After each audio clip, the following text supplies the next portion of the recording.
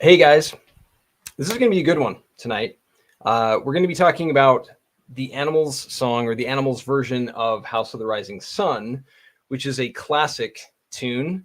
And it's a classic for a reason. We're going to dive into this song, really pick it apart, and see the song through the lens of music theory to make sense of why it sounds so good. There's some really interesting factors involved.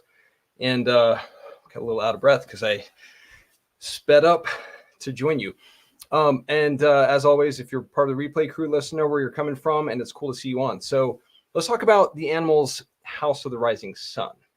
Now, it's such a classic that you've probably heard it a time or a million times. And I'm just going to play the first part just so we have context as far as how the song goes. And then we're going to dive in, like I say, with the lens of music theory, put it underneath the microscope, and really see what makes this song tick. So it's and I can never remember the lyrics, so I'm just going to kind of hum, but it's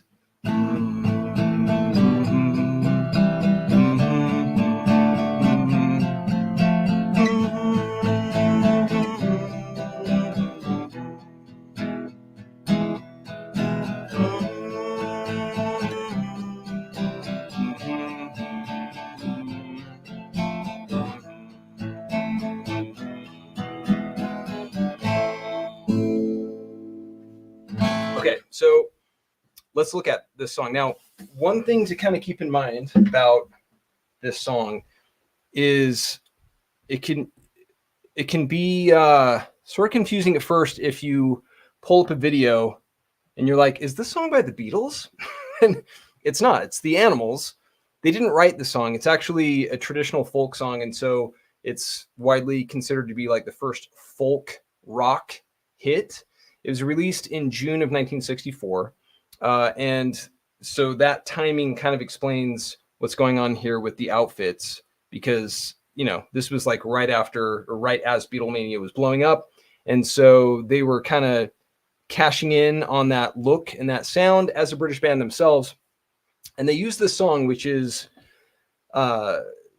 dated back. It might be like an old Appalachian folk song, or as old as like an old traditional English folk song that dates back even further than the 20th century. So it's really old, and it has some really cool elements. And like I say, we'll look into what these elements are. One of the things that stands out, actually, just first, is that before we even get into the chord progression, which is right here, is that the song has, it's described as kind of folksy or almost kind of bluesy, and it has kind of that sad song. I mean, basically the lyrics are singing about the pitfalls of whorehouses. I'm trying to think of a euphemism, but that's basically what it is. So, and basically saying, hey, you know, avoid the house of ill repute, because it can cause you some heartache. So that heartache definitely comes through in the fact that it's in a minor key or a minor mode, and it starts with and ends on that A minor chord, which has kind of a sad, pensive, oh man, I remember the better days when I didn't have this heartache, and whatever else goes with it. And so that's one factor, and we'll look at what it means to be in a minor key in this particular case, because it's more than just a minor key. There's some really cool chords going on that give it some unexpected oomph, which sounds really cool, and why it's a classic. But also, it has to do partly with the fact that it's in a waltz-type rhythm.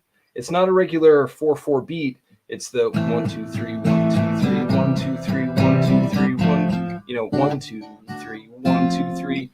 So it's got, there's something kind of epic already about being in 3/4 time or with that meter, because it sounds really good. And that, combined with the fact that it's in a minor key, gives it especially epic sound already.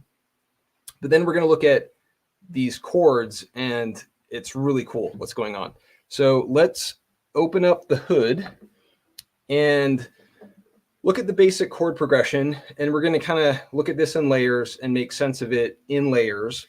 And so just to kind of make sense of the chords, like a lot of times the a chord progression is presented, well, typically not with the color, which is super insightful here, but also without the numerals. Like it's just the chords. Like just play these chords, don't ask any questions, place your fingers here, and you'll get a sound like the animals. But we want to do more than just sound like the animals. We want to get inside their heads and figure out the songwriting that went into the song so we can pick up some tips and apply in our own creative process of creating art. So the chord progression is, we'll talk about the letter names first, and then we'll get into the numerals and what those mean. But it's A minor to a C major, D major, F. Sounds really good. Then we have A minor.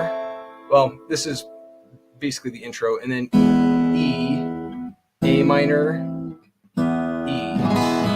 And these chords and just variations on these chords are the entire sonic palette throughout the whole song. These are the chords. This is the set of chords. They get rearranged a bit in different song sections, whether it's the intro or the verse section or the an interlude, but these are the chords.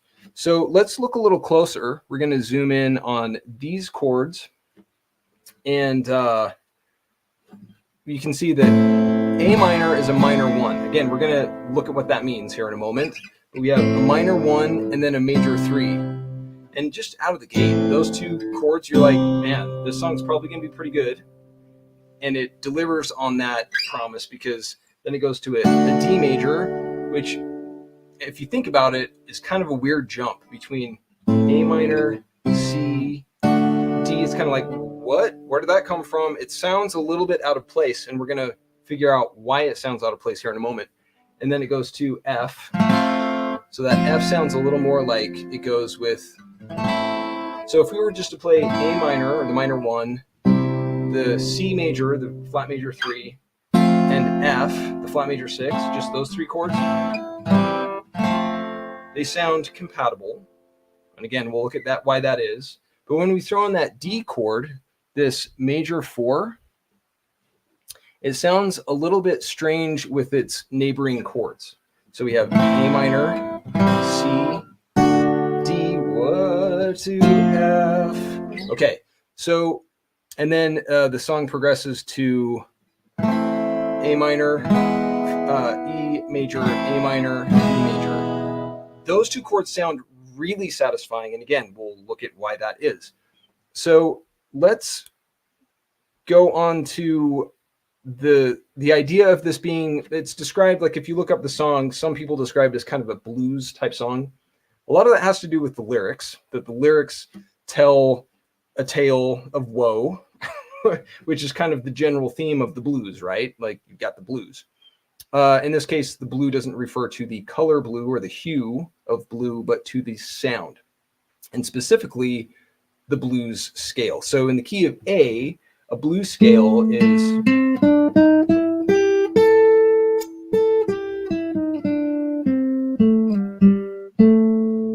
So that is the blues scale, but you'll notice, and actually let's look at this pattern on a keyboard, okay?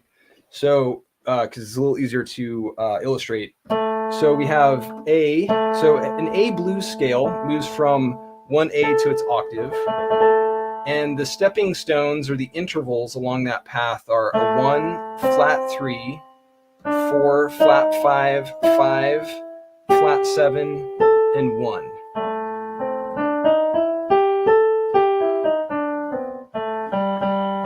Okay, so that's a pure minor blues scale, or blues scale. But if you hear this progression, it goes 1, flat 3, 4, so far so good, but then it goes to 6. So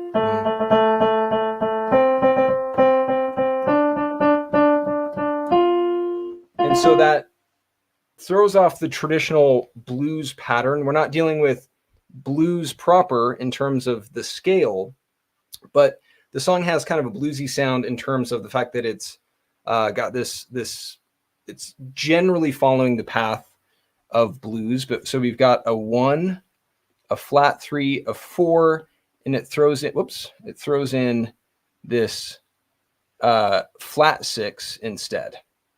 So that's kind of interesting. And let's look at why that is.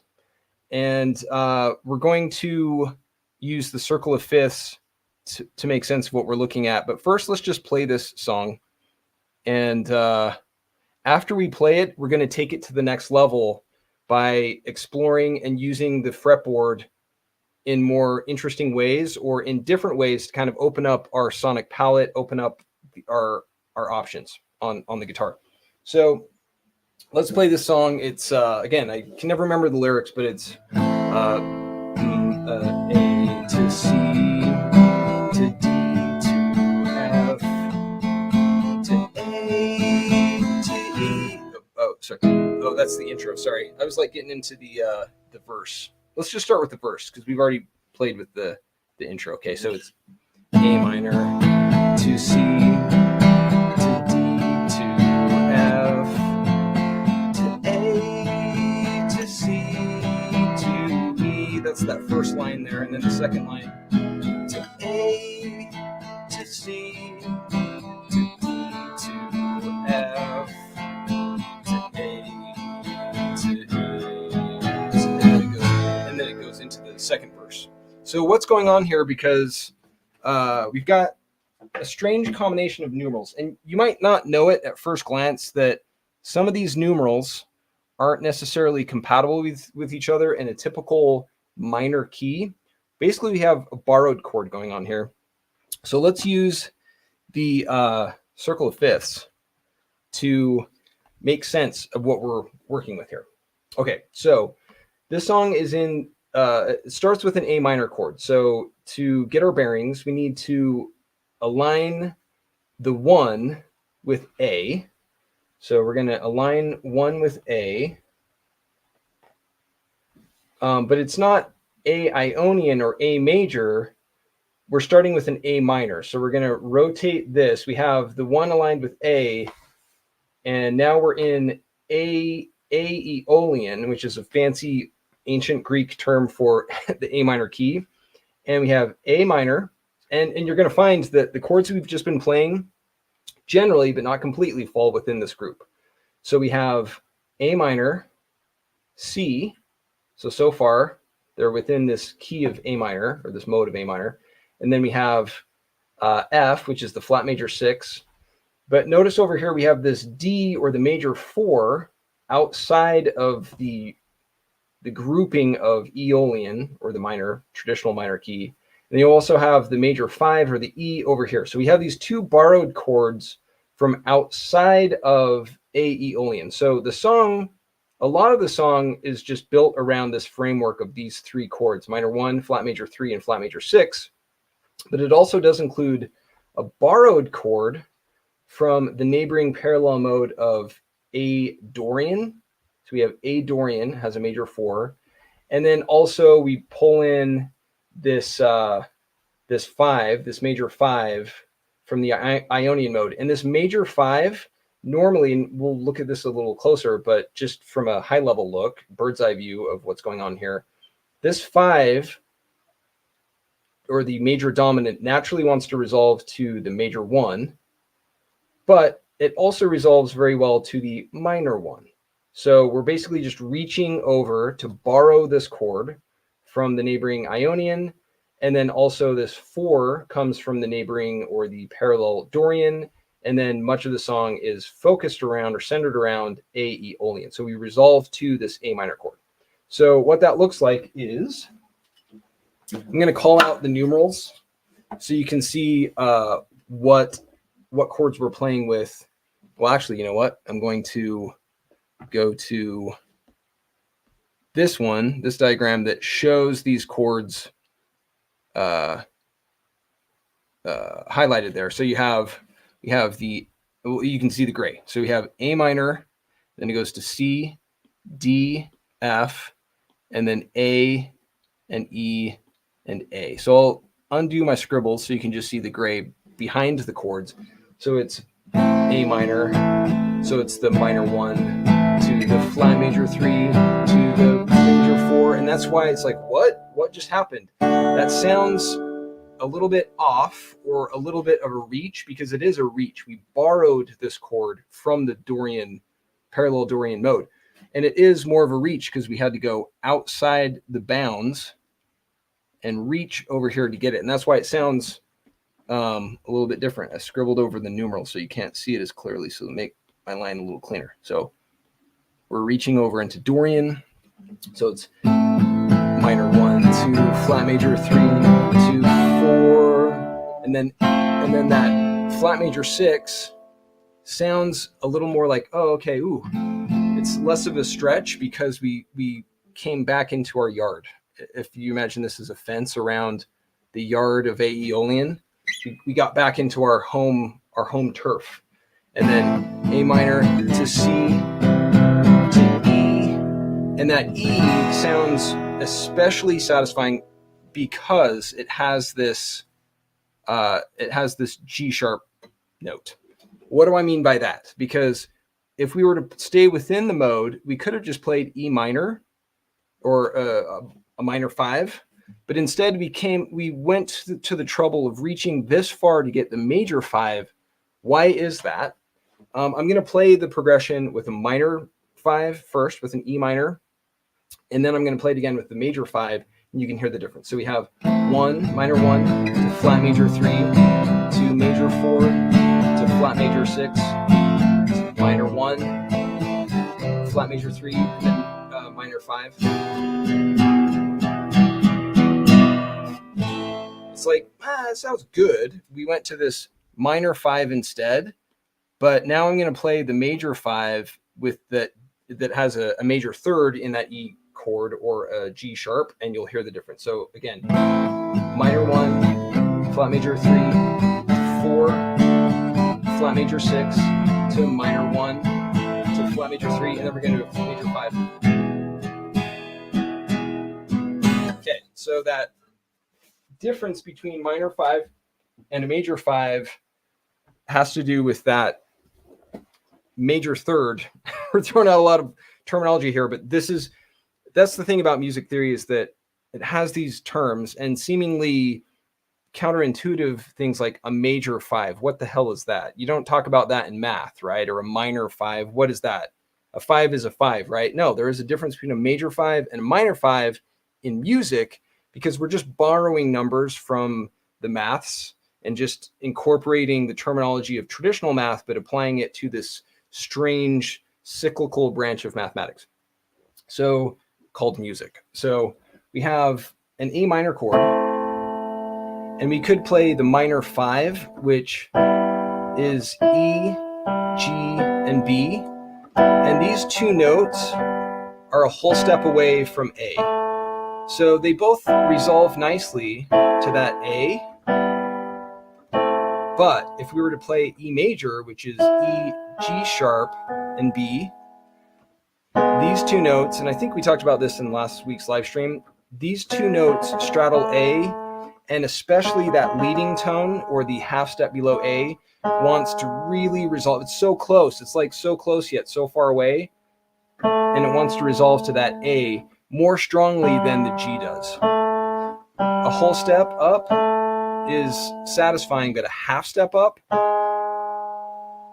it's like you can almost hear it. Like your mind is like pushing the auditory gravity towards that A. So that's why instead of playing a minor E or a minor 5 to that minor 1, we play a major 5.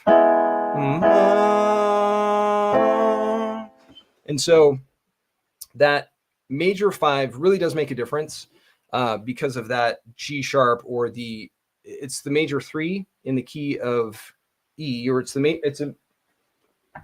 easier to show. In an E chord, E, G sharp, and B, in that chord it's 1, major 3, and 5 in E. But in the context of A, these notes are 5, major 7, and a 2. Because A has that major 7 right below it. And that's why that leading tone, or the major 7, really wants to lead to the 1. Okay, so that's why we're incorporating a 5 chord, a major 5. We're going to the trouble of borrowing this chord, going way over here instead of just right there, because it's got that major 3rd. So looking at this song, let's undo my scribbles here and look at that one more time.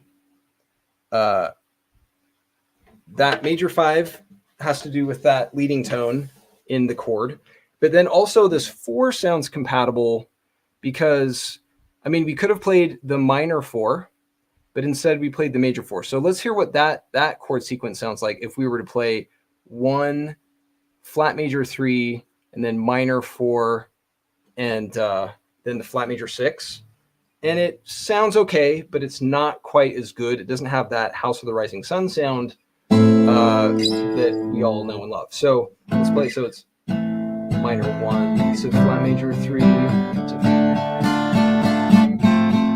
I'm gonna play that one more time, a little slower. So minor 1, flat major 3, minor 4. It's a little too sad because Aeolian proper, the minor key, definitely has more of a melancholy sound to it. And so that minor 5 sounds good. It sounds compatible with the other chords, but it's a little too sad. It's like the animals are saying, hey, this hurts to have this kind of history that I have, having frequented the brothel so many times. But it's more like an angst than a sadness. And that's why the borrowed 5 from Dorian sounds better. So it's I'm going to play with the minor 4 first.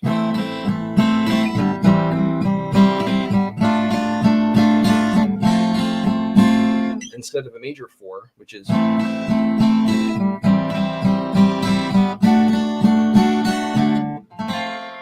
so that also goes from an F sharp to an F. And so there's another half step. There's this chromatic movement that gives the song, just like we have chromatic movement from the G sharp to the A, it's giving it kind of this more epic sound. Instead of just straight up sad, and it's partly why it has kind of an old English sound to it, that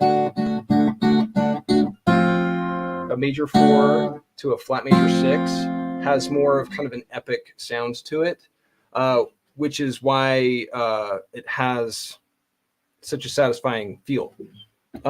Okay, so we're moving through this, I don't know, you could say quickly or slowly, depending on the level of detail we're getting into here. But it's one thing to play this progression in this position we have here, which is mostly open chords. So, an open A minor, open C, open D, open F, and an open E. But we have all of this real estate up here that we could be using, but it's just kind of going to waste, as it were. So we could play the chords up here, and let's look at that process. Okay, so we have the fretboard, and this is really, I dive into this in part 1 of the course, of the music theory course, gets into the fundamentals of notes and intervals. And then part 5 that I'll be releasing here soon, is lesson 16, gets into the fretboard matrix, like in way more detail. But basically we have this fretboard matrix, and if you've seen some other videos I've done and been on these live streams, we talk about how this, I call it a matrix because it is a matrix. It's literally the intersection of the circle of fifths along each fret and the chromatic scale along each string, and this interlaced framework of notes, this perfect interlaced tapestry of patterns between the circle of fifths and the chromatic scale, which are 2 fundamental patterns. They form this beautiful, intricate lattice work of patterns. And we won't get into the details of this right now, but basically what this means is, because it's predictable and consistent along the fretboard, the same patterns apply whether you're down with the open chords or you're playing higher up along the fretboard, which is beautiful. So let's look at basically the idea of this. And this is a diagram from the upcoming chord book 1, which I've been working on to get out. And this shows different shapes of an A minor chord, for example. And we're going to move up to, instead of using this open position, we're going to use this A minor as our tonic chord.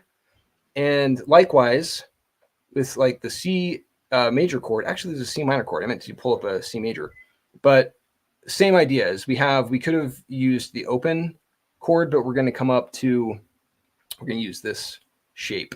And as a result, by shifting things up the fretboard, and you can see here that the fret numbers along the side show that this chord, the fretboard goes up higher. So we have the nut and the strings are up here. And then this shows this starts on the 7th fret. So the different chords start on different positions of the fretboard. But the idea is that we can play these chords in different shapes. And so let's look at what this song, or let's look at through the lens of theory and hear with our ears with music what the song sounds like in a different position of the fretboard. And I'm posting these diagrams with the post on locals so that you can play the song in either position. So, but the cool thing is you can see it's the same pattern. It's the same chords and it's the same numerals. It's just different shapes. So it's and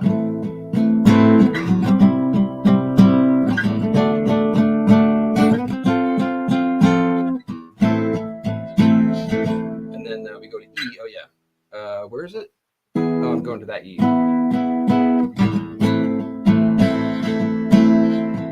So it's just an A minor to a C major to a D major to an F major, A, C to an E,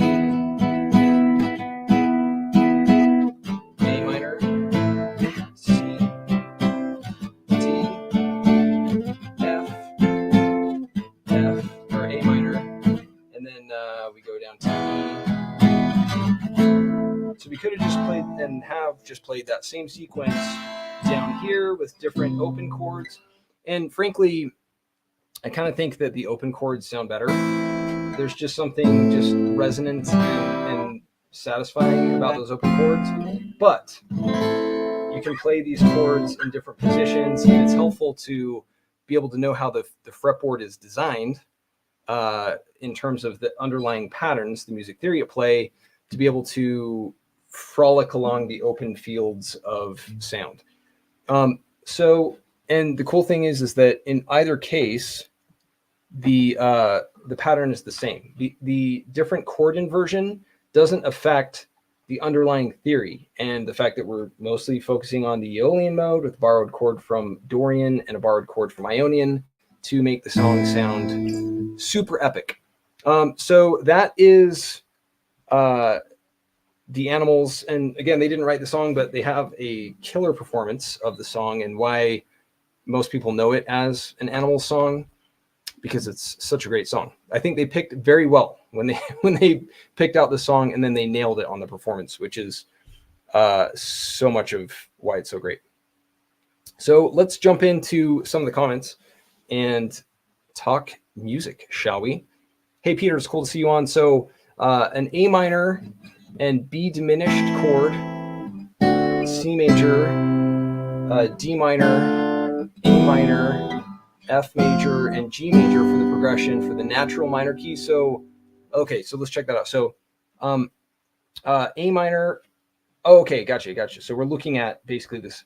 So we have an A minor, B diminished, a C major, D minor, E minor, F major, and G major. Yes, for a natural minor key, and a fancy name for that is Aeolian. Those are the chords, and so key of A minor, that is correct. So those chords, that was the harmonic family or set of chords that was used as the basis when the song was written. those were the options. I mean, all of these chords are options, but to have the song have a cohesive feel, those were the chords. And honestly, when you get into an Aeolian mode or a minor key, you'll find that especially these bottom four, the minor 1, the flat major 6, flat major 3, and the flat major 7 are super popular candidates for a progression. So the fact that these 3 chords, minor 1, flat major 3, and flat major 6 are used is no surprise because they sound really good together. But throwing in that curveball of a major 4 and then the major 5 is pretty common to swap that out for a minor 5. But the major 4 is especially, it's kind of the hidden like aha chord that you wouldn't think, D major with an A minor. What's so weird about that? Well, in combination with these other chords, that's what makes it sound unusual, interesting, and why the song is a classic. Yes. And thanks for being here. Hey, Keenan Music, it's cool to see you on. So sounds like the Finding Nemo score music. That's interesting. I'll have to pull up some Finding Nemo, and please do Neon River by Keen. Very cool. I'll write that one down to look at that. Neon River. Hey, Luke, it's cool to see you on. Thanks for joining. Sing, it's cool to see you on. And do you have the scale for negative or inharmonious sound? Okay, that's a really good question. And I've been asked about negative harmony, and because it basically is playing on the geometry of music, and the chord symmetry, a live stream that we did a little while back gets at kind of some of the similar fundamentals at play with negative harmony, in that you're looking at the symmetry of intervals to form like alternative chord progressions. It's kind of like the negative of a photo. You know, if you've ever seen the negative of a photograph, like a black and white photograph, everything that was white is black and everything that was black was white. So we'll get into negative harmony on a string, because I think it'll be really interesting to cover. That's a good question, and I want to give the answer proper answer. So thank you for your question, Peter. The fact that the song that in this song, the 4 and 5 chords, does this have any extra significance? Anything to do with the epic sound? Yes. So definitely the 4 and the 5 chords that are borrowed. That is, and yes. So you'll find that. Well, okay. So the fact that the song is has 4 and 5 are what? Well, so I think almost anytime you have 3/4 time, that it's kind of a more subtle influence, the rhythm that's that there's something epic. I mean, if you have a minor 1 and a major 5 with 3/4 time, and then you throw in a story about a brothel, you've got a hit. So including that major 4, yes, definitely adds an extra bit of unexpected. It's kind of like, it kind of, in my mind, sonically matches the lyrics in the sense that you don't feel quite like you're at home. Because just like within the minor key, you get outside you've kind of like lost your sense of being within your own yard or within your own home. You're going further out, just like this person, the protagonist in the song, is like, I wish I could kind of go back to the old days, or at least that's how I hear the lyrics. And so those unexpected chords that pull you away, that are borrowed from outside its harmonic home, definitely lends to the epic sound that it has. Yeah, the 4 and the 5 chords, and of course the 1, the flat 3, and the flat 6 sound great, and they definitely give it an epic sound. But those borrowed chords do give it some extra oomph. Okay, so yes, the 4 chord is borrowed from Dorian, which has a wistful epic sound. Very well said. Yes, and that wistful sound for sure lends itself to this particular song. And the 5 is borrowed from the harmonic minor, which has an epic sound as well. Yeah, so the harmonic minor chord.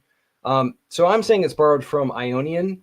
but in a harmonic minor, it definitely has its own sound, and that 5 chord is prominent there.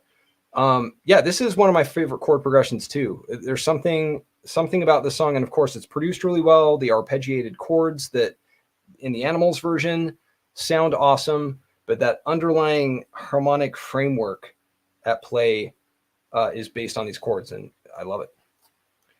Peter, so thanks for that information, Key Music, and and this song sounds great with open chords and a great 6/8 fingerpick song to play. Yes, definitely. Yeah, it's 6/8. It's that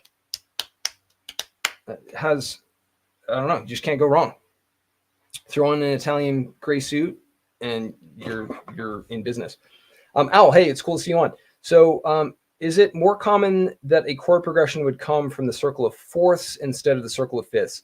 I love this question. To clarify, and just in terms of the terminology used, so the circle of fourths and the circle of fifths are one and the same.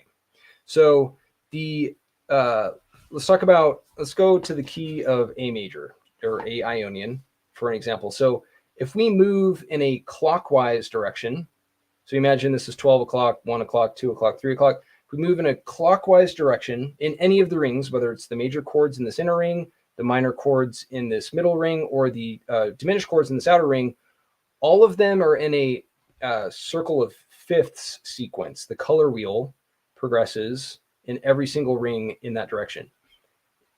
So you can see 1 to 5, 1 to 5. So it's the circle of fifths or 5 moving in that direction. Moving in the opposite direction, we go from 1 to 4, and it's successive fourths.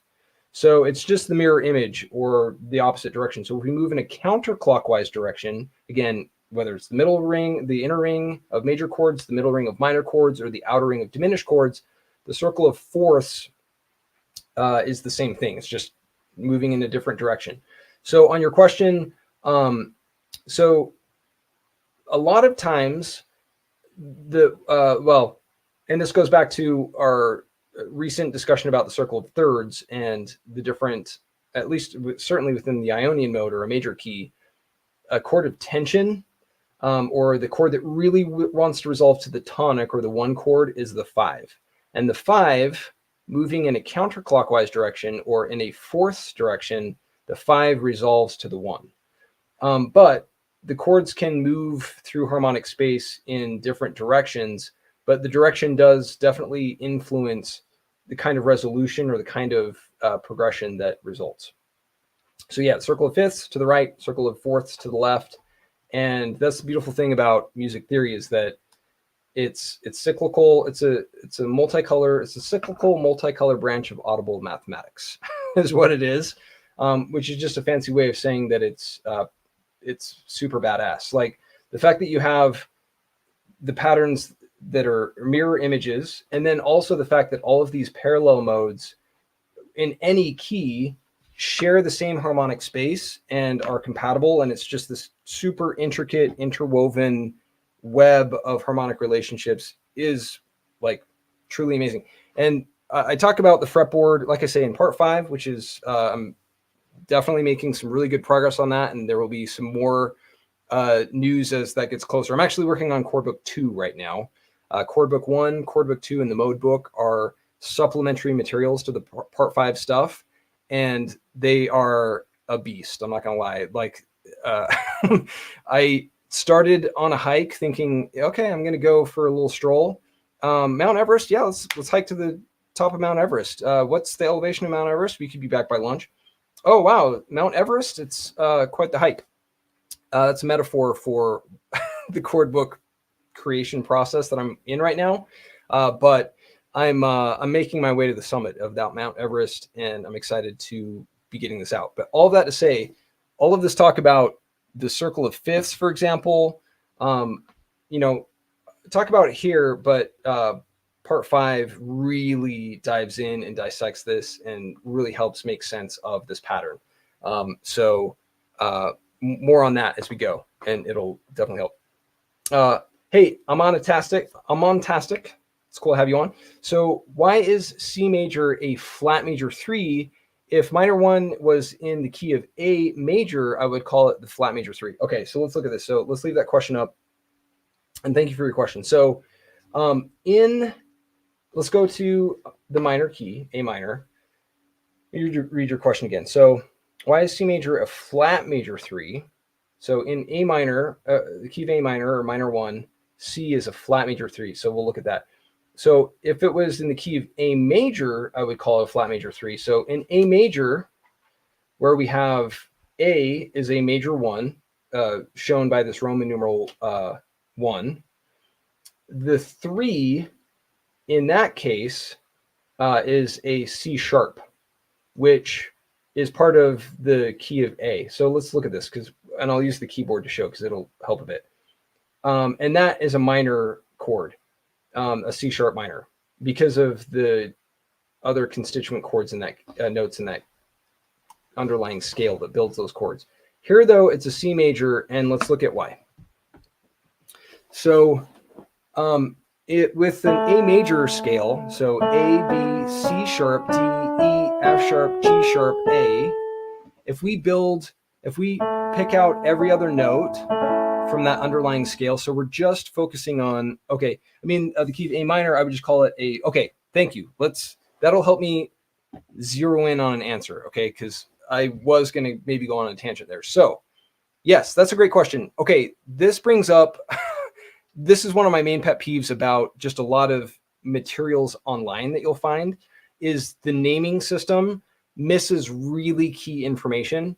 And so the fact that a lot of people don't use flats kind of drives me nuts, because a lot of times you'll just see Roman numerals and they just focus on the number instead of the flat, which means a lot in context. So let's look at that. Well, let me, okay, yeah, we do want to use this for a sec. So let's look at A minor. So we're going to play an A major scale, and then we're going to play an A minor scale, or Aeolian. And we have A, B, C, C sharp, D, E, F sharp, G sharp, A. That's just a regular A major scale. To make that a minor scale, we have to flatten the major 3. So this is 1, 2, 3 in a major scale, but in a minor scale, it's 1, 2, flat 3. Okay, so it's a flat 3, and then we go 4, 5, and then we go flat 6, flat 7, and 1. So instead of a major 3, or just a 3, a 6, and a 7, we go flat 3, flat 6, and flat 7 for an A minor scale. Okay, so instead of a 3, we have a flat 3. Then if we play the different chords built on that scale, so an A minor, and then we have a B diminished, a C major, D minor, E minor, F major, G major, and A minor. Those are the 7 chords in an A minor key. Notice how the first chord is a minor, so the 1 chord is a minor 1. And then we have the diminished 2, and then we have the 3 chord. It's a major chord. C, E, and G is major, and it's built on scale degree flat 3. So to indicate that in the circle of fifths, we have a Roman numeral 3 that's capital to show that it's based on the 3rd chord, but it's been flatted in the minor key, so it's a flat 3. And a lot of times you'll just see that as a major 3, but that's misleading because the major 3 is a different chord. It would actually be a C sharp major chord if it's really just a 3. So hopefully that makes sense. It's based on the root note of that chord, and it's a flatted 3rd in the scale, and it's a major chord, so it's a flat major 3. Hopefully that makes sense. It's a great question. Hey, Donadrius, cool to see you on. So subtitle, Looking for Love in All the Wrong Places. Yeah. That is definitely what this song is all about. Okay, so I understand now it's relative to the major scale still. Yes. So the major scale is, I think it's an old Greek phrase where they say man is the measure of all things. I can't remember who said that, but basically mankind, that everything, we see the world through the lens of our own perception. So to us, a dinosaur would be huge. and to us, an ant is very small. But the relative size only makes sense in the context of us as mankind interpreting things from our own perspective. The same idea applies to the major scale, that the major scale is the measure of all things in music. When it comes to the terminology and the labels that we use for intervals, it's based on the major scale and any deviations from the major scale, if that makes sense. Okay, so Protagonist said that's cool. So yeah, so that is the idea, is that there are deviations from the major scale. Peter mentioned a key point about the harmonic minor scale. So, I'm so used to just thinking about the natural minor scale only. Yeah. So we have the natural minor scale. So it's that's in A. So the natural minor scale just raises that. So it's a major 7 instead of a flat 7. And it really does have an epic sound to it. To Western ears, it might sound kind of exotic. But the nice thing about that, raising that 7, is that it also happens to be the major third of the 5 chord, and why it resolves so nicely to the minor 1. Yeah, lots of good stuff going on here. And I mean, that's the cool thing about House of the Rising Sun is, yes, it is with the subtitle of Looking for Love in All the Wrong Places. Also the fact that it has all of this beautiful music theory at play. Does the wheel work with the harmonic minor? So the harmonic minor scale, has diminished chords. It also has some chord that is has an augmented chord. And so this doesn't show augmented chords, but I do have a version with of this diagram, not of the chord map, but of the diagram in the community on locals with that as a ring around it for reference. I find that most songs are based on these chords, and by most I mean the vast majority. It's like a very small percentage that don't use chords that are based on these. So the chord map incorporates the various modes within each key based on the major scale. That's a good question.